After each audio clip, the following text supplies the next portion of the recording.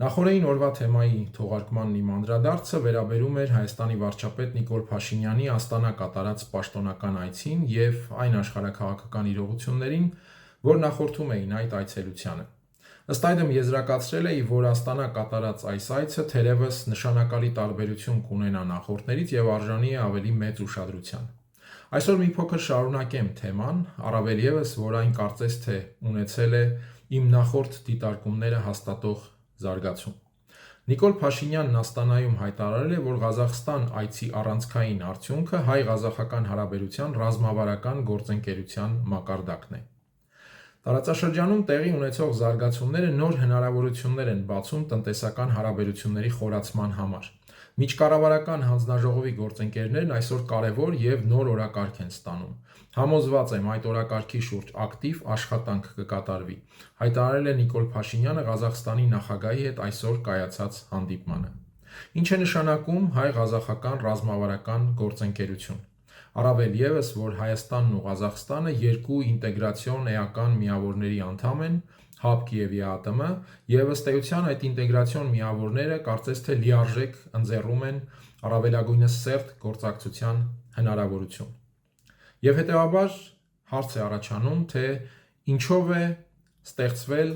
նոր մակարդակի երկկողմ ռազմավարական գործընկերության մակարդակի անհրաժեշտություն։ Իհարկե, որևէ կերպ դատապարտելի կամ նախատելի չէ այդպիսի մակարդակի հարաբերության հաստատումը տարբեր երկրների, այդ թվում Ղազախստանի հետ, բայց շատ կարևոր է իհարկե հասկանալ, թե այդ գործընթացները աշխարհաքաղաքական ինչ համատեքստ կարող են պարունակել Հայաստանի Հանրապետության համար։ Իհարկե, մենք գիտենք, որ Հայաստանը սառեցրել է հարաբերությունը ՀԱՊԿ բլոկի հետ, ինչի պատճառաբանությունն այն է, որ այդ կազմակերպությունը 2022 թվականի սեպտեմբերի 13-14-ից հետո բավարար համարժեքությամբ չի գնահատել Հայաստանի ինքնիշխան տարածքի հանդեպ ադրբեջանական ագրեսիան։ Օրվա թեմայի նախորդ թողարկումներում ես անդրադարձել եմ սրան և դիտարկել դրա թերևս գերազանցապես քարոզչական բնույթն ու տրամաբանությունը, որովհետև գործնական քննության Երևանի վարքագիծն ինքնին կարծես թե չի դիմանում։ Խոսքն այն մասին չէ, որ ՀԱՊԿ արձագանքը եղել է լիովին համարժեք և Երևանի գնահատականը այս հարցում սխալ է։ Ոչ, Երևանի գնահատականը ՀԱՊԿ-ի վարքագծին իհարկե արդարացի է, բայց խոսքն այն մասին է, որ լիովին լիարժեք չեն եղել Երևանի գործողությունները այս ամբողջ պատմության համատեքստում, ինչը հենց բերում է եզրակացության, որ այս թեման պաշտոնական Երևանի համար ունեցել է առավելապես ներքին քարոզչական նշանակություն։ Ղազախստանի հետ ռազմավարական գործընկերության օրակարգը սա թերևս հաստատող վկայություններից մեկն է։ Համենայն դեպս տարօրինակ է, որ ռազմավարական գործընկերություն է հաստատվում Ղազախստանի հետ, երբ օրինակ ՀԱՊԿ հանդեպ Երևանի դժգոհությունը փաստացի վերաբերում է նաև Ղազախստանին։ Նվազագույնը վերաբերում է նաև Ղազախստանին, որովհետև որևէ այլ անդամից ոչ պակաս այդ վարքագծի ձևավորման հարցում դեր ունի նաև Ղազախստանը և գուցե առավելապես նաև Ղազախստանը, հաշվի առնելով այն, որ այս երկիրը կենտրոնասիական մյուս պետության Կիրգիզիայի հետ, ՀԱՊԿ անդամ մյուս պետության, անդամակցում է նաև թուրքալեզու պետությունների կազմակերպությանը և ըստ էության այս կազմակերպության գծով նաև դաշնակից է Ադրբեջանին։ Եվ այստեղ իհարկե հարց կարող է առաջանալ, թե հնարավոր է արդյոք, որ հենց այս, այսինքն թուրքալեզու պետությունների կազմակերպության տրամաբանության շրջանակում կարող է զարգանալ հայ-ղազախական ռազմավարական գործընկերությունը։ Երևանի գաղափարախոսական վերաբերմունքը այս առնչությամբ առավել ևս հայտնի է այն իմաստով, որ Թուրքիայի և Ադրբեջանի հետ փոխհարաբերությունը Երևանը կառուցում է նրանց ռազմավարական և մարտավարական պատկերացումների լոյալության տրամաբանությամբ, այդ թվում, ինչպես նշեցի, ռազմավարական գլոբալ պատկերացումների հանդեպ լոյալության։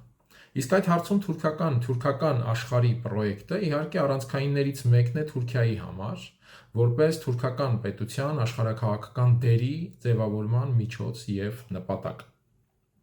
Ես նախօրեի թողարկմանը անդրադարձա այն որոշմանը, որ օրեր առաջ կայացրել էին կենտրոնասիական պետությունները Ադրբեջանի մասով։ Ինչպես հիշում եք, կենտրոնասիական պետությունների հնգյակի խորհրդակցական ձևաչափը վերածվել է արդեն վեցյակի ձևաչափի, դրան լիարժեք և լիիրավ անդամակցել է Ադրբեջանը։ Ըստ այդմ բոլորովին չի բացառվում, ինչպես նշեցի, որ հայ-ղազախական ռազմավարական գործընկերության օրակարգը ենթադրի նաև հանգրվան, երբ Հայաստանին կառաջարկեն լինել օրինակ 7-րդը, եթե Աստանայում արդեն իսկ չի հնչել այդ առաջարկը։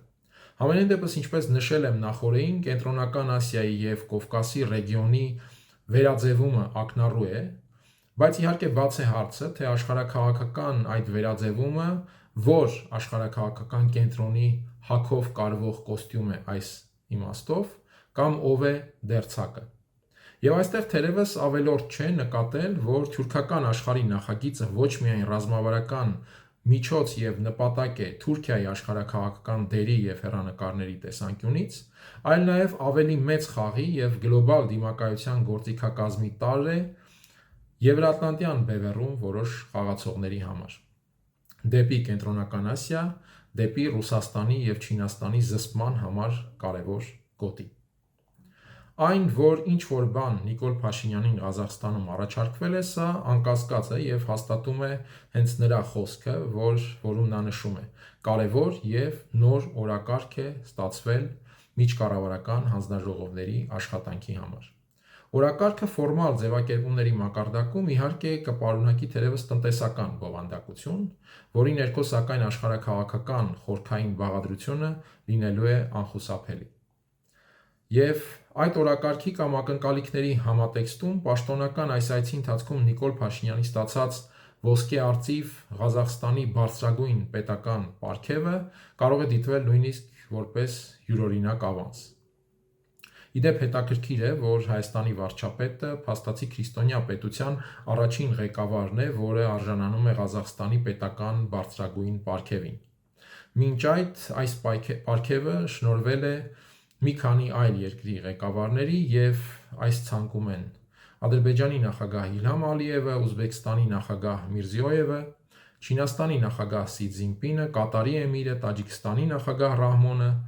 և համայն Ռուսիո պատրիարք Կիրիլը։